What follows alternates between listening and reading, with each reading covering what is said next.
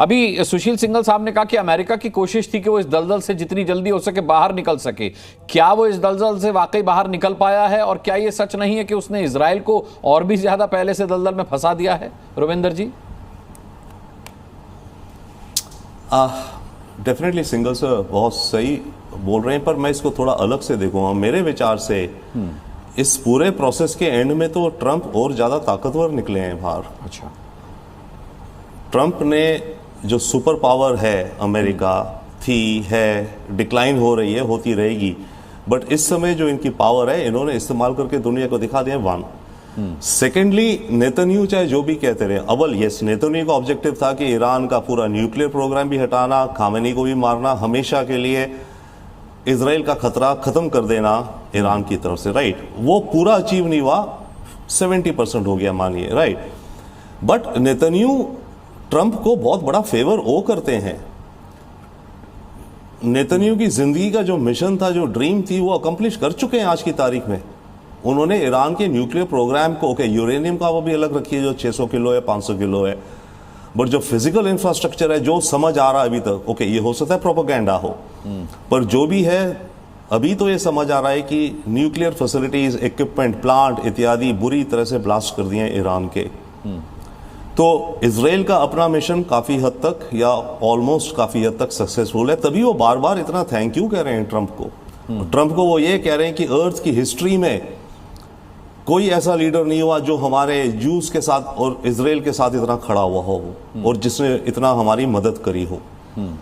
तो ट्रंप के पास बहुत लीवरेज है इजराइल के ऊपर ऑल्सो। यस, कहानी ये है कि पिछले 20 वर्षों से नेतन्याहू ने अमेरिका में प्रोपेगेंडा अपना करके अपनी ईरान के खिलाफ इतना लॉबी करके माहौल बना दिया कि ईरान टोटल डेविल है, और वो था भी, है भी, कुछ हद तक करता है। कि अब अमेरिका ने जो कदम लिया है इसमें अमेरिका सक्सेसफुल निकल के आया है। ठीक है। और ये जो सीज फायर है, मुझे लगता है कि ये तो ठीक है, 12 घंटे 18 घंटे और ईरान के पास कोई रास्ता नहीं था, शायद अभी ज्यादा लड़ते रहते या फिर सुसाइड मोड में आ जाते, मिडिल ईस्ट में आग लगाते, खुद मरते मरते। सारी इनकी रेवोल्यूशनरी गार्ड को ये चिकन बना रहे हैं, chicken without a head, chicken का सर काट दिया इन्होंने फिलहाल। जी ठीक है। रविंदर जी मैं लौटूंगा। ओपी तिवारी जी, क्या आप इत्तेफाक रखते हैं रविंदर सचदेवा जी की बातों से? अभी खामेनी जिंदा है, न्यूक्लियर उसका जो यूरेनियम था वो भी सुरक्षित है, फिर कैसे मान लिया जाए कि 70% टारगेट अचीव्ड? देखिए, टारगेट क्या था वो जो स्पेसिफाई कर रहे थे वो तो मेरे ख्याल से अभी अचीव नहीं हुआ है। क्योंकि जहाँ तक यूरेनियम का सवाल है, सारे इंसिडेंट्स पिछले कई दिनों से लग रहा है कि वो तो सुरक्षित है, लेकिन जो इंफ्रास्ट्रक्चर है, जो मतलब न्यूक्लियर रिएक्टर से या न्यूक्लियर एनरिचमेंट से जो इंफ्रास्ट्रक्चर है वो बहुत डिस्ट्रॉय हो गया। ईरान में बहुत तबाही हुई है। ईरान भी चाहता था कि वॉर किसी तरीके से रोके। उसने वार्निंग दी थी कि हम स्टेट ऑफ हॉर्मुज बंद कर देंगे, लेकिन उसमें बंद करने में कैपेबिलिटी उसके पास थी क्योंकि छोटा ही स्टेट है, लेकिन उसका अपना भी बहुत ज़्यादा नुकसान हो रहा था। तो वो तो किसी तरीके से चाहता था कि सीज फायर अवश्य हो। वो पहले से भी कह रहा था कि इजराइल जब अटैक करना बंद कर देगा मैं अटैक बंद कर दूंगा। इसमें जब भी वो कर रहा था रिएक्ट कर रहा था, रिटेलिएट कर रहा था, अपनी तरह से अटैक नहीं कर रहा था। इस सीज फायर के बाद भी वही हुआ।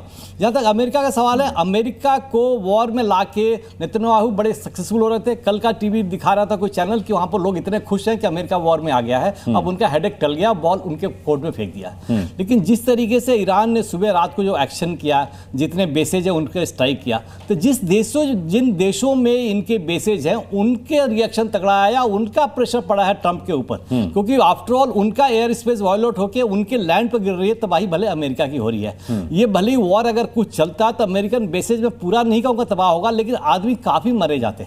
डायरेक्ट अटैक या मशीनरी अटैक या टेररिस्ट अटैक कुछ ना कुछ संभव है, बिकॉज ईरान के सिंपैथाइजर सारे मिडिल ईस्ट के देशों में अवश्य भरे पड़े हैं। अब नेतन्याहू का सवाल है, नेतन्याहू क्यों कंटिन्यू अभी कर रहे हैं? उनको भी समझ में आएगा इतना पॉसिबल नहीं है कि पूरा रिएक्टर मतलब पूरा यूरेनियम खत्म किया जा सके, पर प्रोसेस स्लो हो गया और डिले हो गया। पिछले अगले 10-15 साल के लिए इजराइल ने एक अपनी लाइफ सेविंग रिन्यू कर लिया है। और जहां तक नेतन्याहू का सवाल है, इस अटैक से उन्होंने अपनी 1-2 साल की पॉलिटिकल कैरियर पॉलिसी रिन्यू कर लिया है, बिकॉज उनका भी अटका हुआ था, क्योंकि उनमें भी कई करप्शन इन्वॉल्व है। उनको भी आना चाहिए, हमें करना चाहिए। तो अमेरिका ने एक अच्छा कदम लिया। अब देखने की बात है, जब तक इजराइल बंद नहीं करेगा, ईरान भी अटैक करना बंद नहीं करेगा। नेवल कैप्टन श्याम, आपने यूरेनियम सुरक्षित होने की बात तो कही थी, लेकिन अब ये भी बताइए कि ये चल क्या रहा है। सीज फायर, ये कैसा सीज फायर है? ईरान धमाके करता है, मिसाइल अटैक करता है और फिर डिनाई कर देता है कि वो हमने हमला नहीं किया।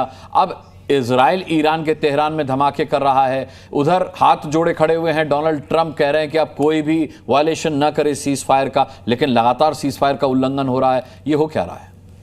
धन्यवाद। जय हिंद सर्ववर्णा। अनुराग जी, देखिए 3 टर्म है जो एक कंक्लूड करता है इसको। पहला तो कि ये दंभ जो खलीफा का, कि मैं इधर का खलीफा हूं और उसको दंड देना इजराइल का, तो ये दंभ को दंड और उसके बाद अमेरिका का द्वंद, ये जो 3 द हैं, इस पर ये पूरे की पूरी नैरेटिव लिखी जा रही है। आइसबर्ग जैसे होता है ना समुद्र में, मैं देखता हूं वहां जितना बड़ा ऊपर होता है उससे करीब 3 गुना बड़ा नीचे होता है। तो ये तो टिप ऑफ आइसबर्ग जो है वो लड़ाई, मिलिट्री जो लड़ाई हो रही है उसके अंदर कई सारे अजीब घटनाएं चल रही हैं जिसकी अलग अलग नैरेटिव है और जिसका हम आकलन कर रहे हैं। तो इसमें मैं आपको कह दूं कि जितने भी गिमिक्स, जितने भी डाइवर्जनरी टैक्टिक्स ट्रंप ने किए थे पिछले 12 दिनों से, उसका ही एक और नमूना उन्होंने ये सीज फायर के रूप में दिया है। तो इसलिए मैं कह रहा हूं कि जो ऑब्जेक्टिव्स थी इजराइल की, कि पहले यूरेनियम इनरिचमेंट को खत्म करना, दूसरा मिसाइल के खेपों को खत्म करना, और तीसरा जो बुराई की धुरी ईरान, जिसमें रेडिकलाइजेशन है, जो थॉट प्रोसेस है जो दोबारा फिर से जर्मिनेट होगा, उसको भी खत्म करना। और अमेरिका भी बाद में आ गया था कि हमें रेजिम चेंज करना है, जिस पर उन्होंने विड्रॉ कर लिया। तो ये जो डायरेक्ट ऑब्जेक्टिव्स हैं ये तो पूरे हुए नहीं है। दूसरी बात, जब ये सीज फायर हुआ है, पहले तो अटैक मिडिल ईस्ट पे करना, देखिए अगर आप ट्रंप की बयान सुने तो वो कहते हैं कि जब दोनों मेरे पास आए कल रात को शांति के लिए, तो हमने कहा कि वर्ल्ड और middle east is the winner, यही विनर है, इसलिए अब इनको सावधान करना चाहिए। तो ये उन्होंने क्यों कहा कि उनके जो बेसेज हैं वहां अटैक कर दिया गया। बराकत अल फतह करके नाम दिया, जो कि सबसे बड़ी मस्जिद बहरीन में है, जहां के शासक सुन्नी हैं और सिया का ज्यादा, वहां पे जो लोग हैं ज्यादा एक तरह से सिया के लोग हैं और उनके कब्जे में हैं। तो उसने एक तरह से वॉर छेड़ा जो कि मिडिल ईस्ट में पूरी तरह से फैल जाता, और शायद अमेरिका का हित उसमें नहीं होता। वॉरशिप्स को मारना या अमेरिका में साइबर अटैक करना पॉसिबल एक ऑप्शंस लग रहे थे ईरान के। जो उसने कतार पे खेल दिया वो एक अजीब था घटना, जिसके लिए लगा अमेरिका को कि अब मैं कुछ करके रोकूं। अब ये बात बताओ, ईरान के टेलीविजन ने कहा है कि हमने सीज फायर किया है, उनके किसी लीडर ने तो नहीं कहा। कतार और अमेरिका बात किए जा रहे हैं, वो अपनी बात कह रहे हैं, जैसे अभी हम सुन रहे थे पैनलिस्ट को। नेतन्याहू ने अभी तक कोई बयान तो दिया नहीं है कहीं से कोई। दूसरी बात, सीज फायर से पहले किसी से किसी की बात ही नहीं हुई, किसी तरह की कोई घटना ही नहीं हुई। सीधा बोलना कि मैं आकलन कर रहा हूं, पूरी रात वो सिचुएशन रूम में रहे कल, और उसके बाद उन्होंने सबसे लंबी बैठक की अपने शासनकाल की, और उसके बाद उन्होंने आकलन में यही कहा कि सीज फायर। तो आप ही ने सब कुछ कर दिया। डायरेक्टिव तो एक ये था, उनका मंशा तो ये थी कि मैं अटैक कर रहा हूं सेल्फ डिफेंस में, डेथ टू अमेरिका कहने के कारण मैं ईरान को नष्ट करना चाहता हूं, उनके प्लांट्स को, बिकॉज मुझे थ्रेट है, ये वन टाइप अटैक है, मैं युद्ध में नहीं जाना चाहता हूं। ऐसा उन्होंने कह रखा था पहले से, मतलब कहीं ना कहीं ये उनकी मंशा थी, और इसलिए वो दोबारा युद्ध में आना नहीं चाहते हैं, और इसलिए उन्होंने एक तरफे अपनी तरफ से कह दिया कि सीज फायर है। तो ये उनका कहन हो सकता है, लेकिन क्या इजराइल इसे मान रहा है?